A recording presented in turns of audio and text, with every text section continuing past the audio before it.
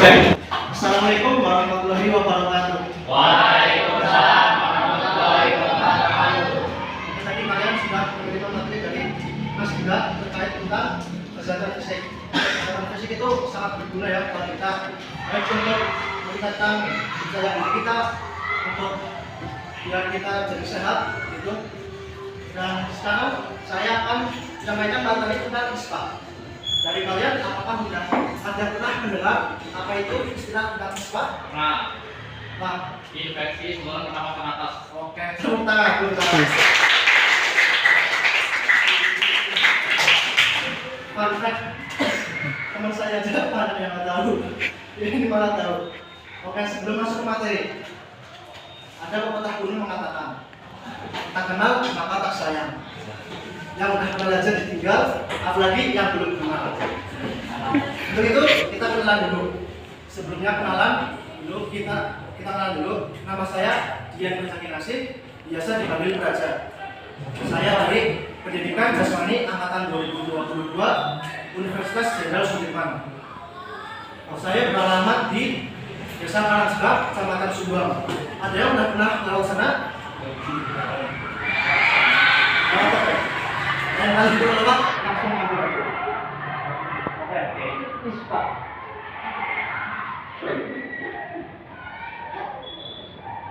Infeksi saluran pernafasan akut. Infeksi saluran pernafasan akut ialah infeksi akut yang berproses selama kurang lebih 14 hari. Jadi itu infeksinya menyerang saluran pernafasan, saluran sistem pernafasan kita, satu ataupun lebih. Kalian sudah pernah belajar tentang sistem saluran pernafasan? Ya. Oke, pertama kan dari hidung, terus ke faring, terus faring, trachea, bronkus, bronkiolus. Nah, gimana caranya manusia bernafas? Manusia bernafas menggunakan paru-paru. Nah, manusia itu kan menghirup udara. Nah, terus udaranya dimasukkan ke paru-paru. Nah, udara itu kan nggak bisa otomatis langsung masuk ke paru-paru. Pertama dari rongga hidung. Jadi rongga hidung itu pertama menghirup udara. Nah, nanti di rongga hidung itu nanti udaranya disaring dulu pakai bulu yang ada di hidung. Nah, jadi kalau kalian yang hidungnya nggak ada bulunya, ya itu pas ada aja. Kemungkinan dari saring ya udaranya. Nah, nanti udaranya masuk lewat faring, trachea, bronkus, bronkiolus, dan nanti masuk ke alveolus. Nah, udaranya tuh berada di situ. Nah, terus ngapain itu udaranya di situ? Nah, di situ nanti ada pertukaran udara, pertukaran antara oksigen dan karbon dioksida. Nah, kita kan menurutnya cuma oksigen ya. Nah, oksigennya itu nanti masuk dan nanti karbonnya itu kita keluarkan lewat saluran yang kayak tadi. Jadi itu ya teman-teman, ISPA itu menyerang salah satu organ sistem pernafasan kita, baik satu maupun lebih, dan penyebabnya itu mikroorganisme. Jadi kalau kita sakit, sistem pernafasan kita sakit, tapi bukan karena infeksi, itu tidak bisa dikategorikan sebagai ISPA. Gitu.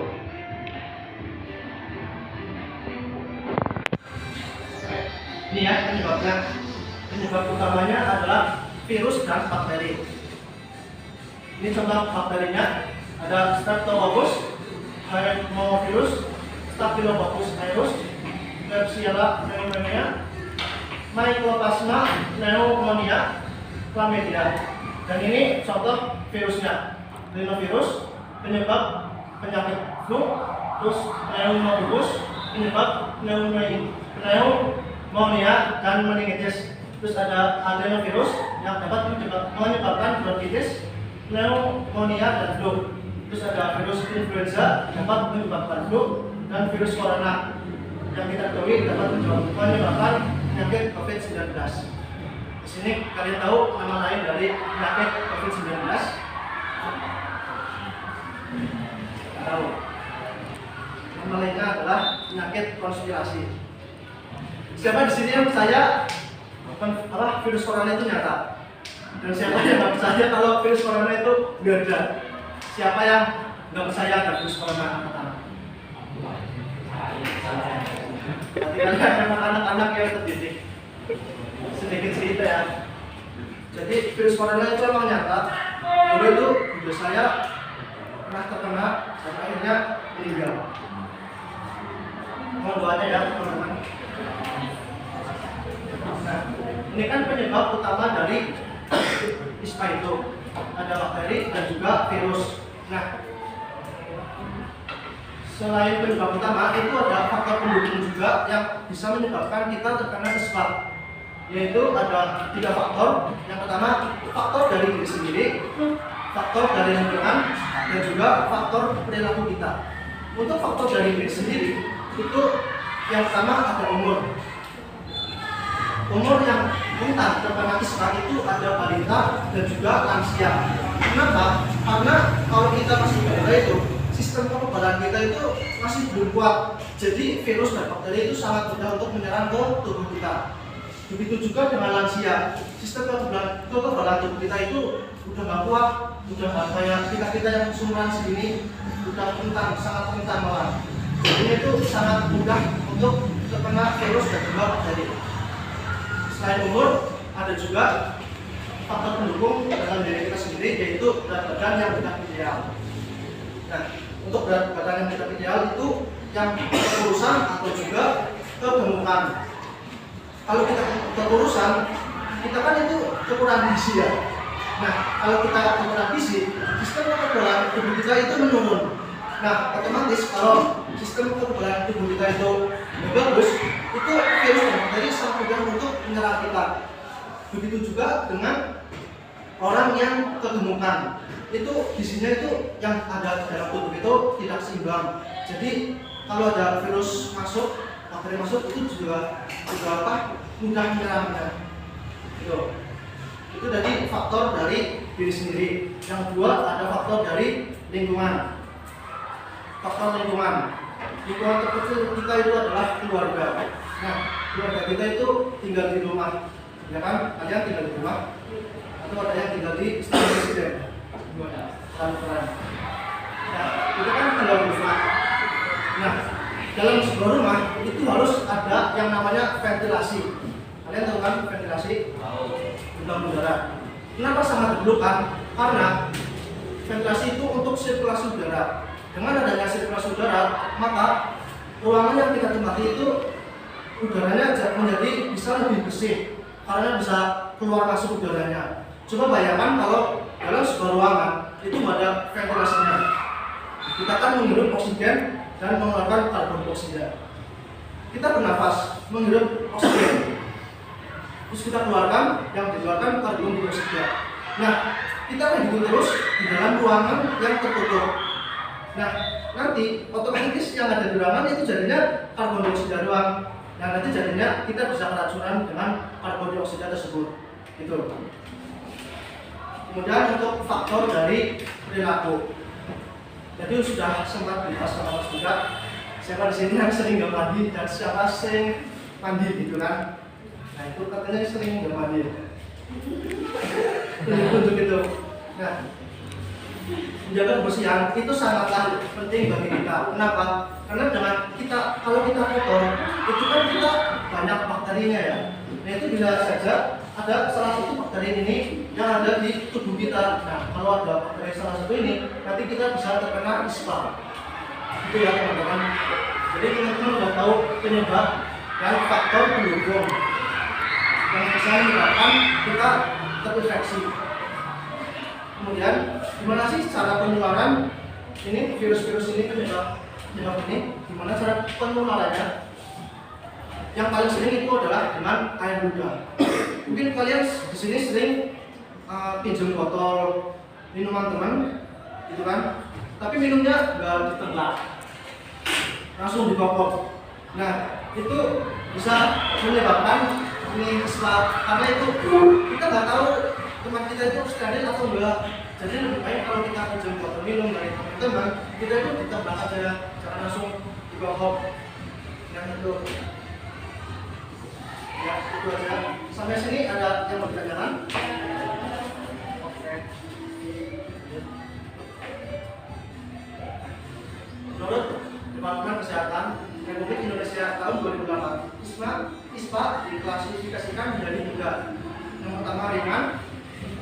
juga sedang, yang ketiga itu parah. Ada yang di sini tahu perbedaannya itu apa? Atau mungkin ada yang mau menebak? Oke, untuk yang ringan itu kita cuma kayak batuk-batuk biasa. Nafas kita itu masih normal. Untuk yang sedang itu kita udah batuk-batuk, terus nafas kita itu udah cepet, udah nggak normal kayak biasa, nggak kayak gini, tapi udah kayak gitu. Nah terus kalau udah parah itu udah kita batuk, terus nafas kita udah cepet banget. Nah terus itu juga udah melibatkan organ-organ yang lain, udah melibatkan organ-organ yang lain. Jadi nggak cuma satu sistem, tapi itu udah bercampuran sama organ-organ yang lain. Gitu. Paham ya? Oke. Untuk itu kita harus mencegah apa itu ispa. Kita harus mencegah agar diri kita itu terhindar dari ispa. Keberadaan virus atau bakteri memang tidak bisa kita tebak. Bisa ada di mana saja, di mana kita tinggal, di mana kita berada, kapanpun kita berada. Meski begitu, ada beberapa cara yang dapat kita terapkan agar terhindar dari ispa. Salah satunya adalah kita harus sering mencuci tangan. Mencuci tangan setelah kita melakukan aktivitas. Setiap kita melakukan aktivitas, kita itu harus selalu cuci tangan. Karena setiap kita memegang sesuatu, itu pasti ada bakteri yang tertinggal di tangan kita. Oleh karena itu, kita harus sering cuci tangan. Yang kedua adalah olahraga yang teratur. Di sini kalian seminggu olahraga berapa kali? Sebulan sekali. Yang lain? Olahraganya apa?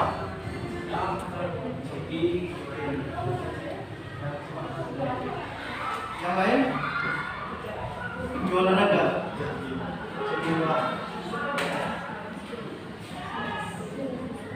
Olahraga itu kan tadi udah disampaikan sama Mas Dika ya, untuk mempertebal sistem kekebalan, untuk memperkuat sistem kekebalan tubuh kita. Nah, kalau sistem kekebalan tubuh kita itu kuat, nanti itu jadinya virus dan bakteri tidak bisa masuk ke dalam tubuh kita. Nah, jadi kita itu harus rajin-rajin olahraga. Tapi kalian ini ada pelajaran olahraga kan? Seminggu berapa kali? Yang minimal kalian olahraga di jam pelajaran olahraga. Gitu. Apa itu aja? Barangkali ada yang pertanyaan?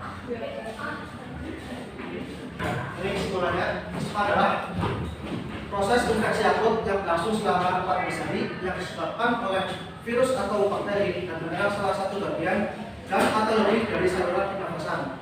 ISPA diklasifikasikan menjadi 3, yaitu ringan, sedang, dan parah. Cara mencegahnya adalah dengan menerapkan pola hidup sehat. Jadi contoh pola hidup sehat itu yang kayak tadi, olahraga, terus menjaga kebersihan, tidurnya yang teratur, makan makanan yang sehat. Jadi ya teman-teman. Terima kasih. Sebelum akhir, saya mau ngadain satu band. Kalian suka nyanyi nggak? Suka. Lumayan ya. Nanti kita nyanyi Garuda Pancasila. Jadi nanti teknisnya kita main ini pakai penghapus, kita nyanyi Garuda Pancasila. Dan nanti kalau saya tuh biasa terus 5 sampai selesai. Dan nanti yang terakhir maju nanti menyampaikan apa saja yang kalian dapat. Mana? Ini kesan dulu ya. Kalau itu maju. Kedua, apa juga?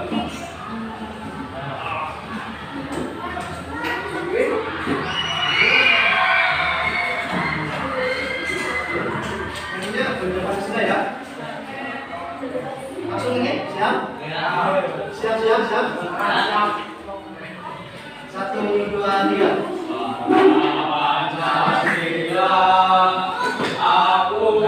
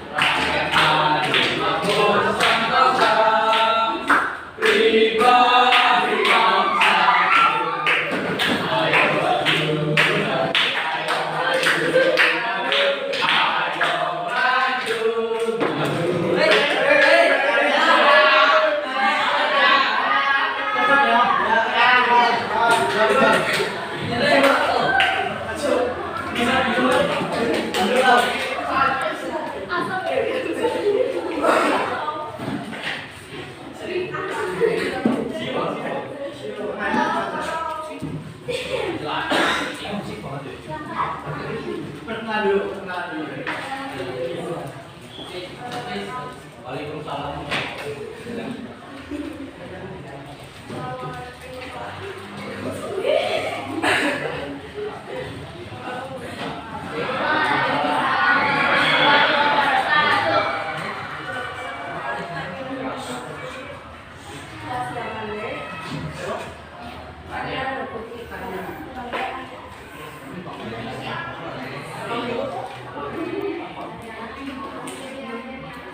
Oke, coba tanyakan sedikit aja ke Bapak apa yang kamu tanyakan dari materi tadi. Yang bisa.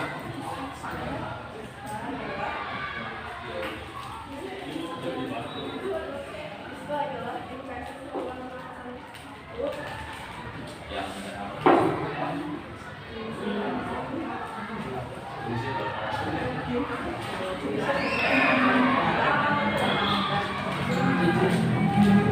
Mungkin ada yang mau bantu satu orang? Yuk mau bantu temennya?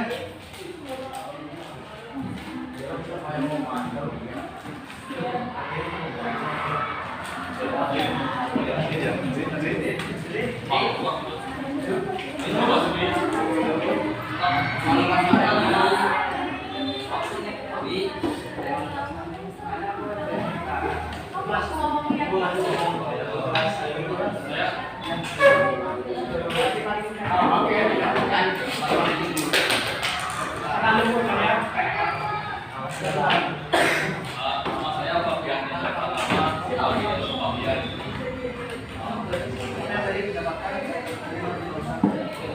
Isma adalah infeksi atau pernapasan akut yang menyerang satu atau lebih organ tubuh yang disebabkan oleh bakteri atau virus.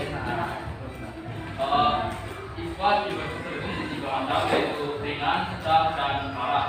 Cara mencegahnya yaitu dengan menerapkan pola hidup bersih dan sehat, seperti mencuci tangan, berolahraga secara teratur, dan menjaga kebersihan tubuh.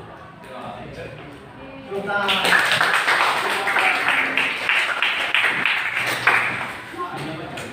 Baik, itu saja yang bisa saya sampaikan.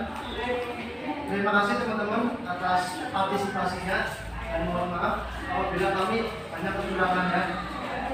Mungkin itu saja dari kami. Assalamualaikum warahmatullahi wabarakatuh.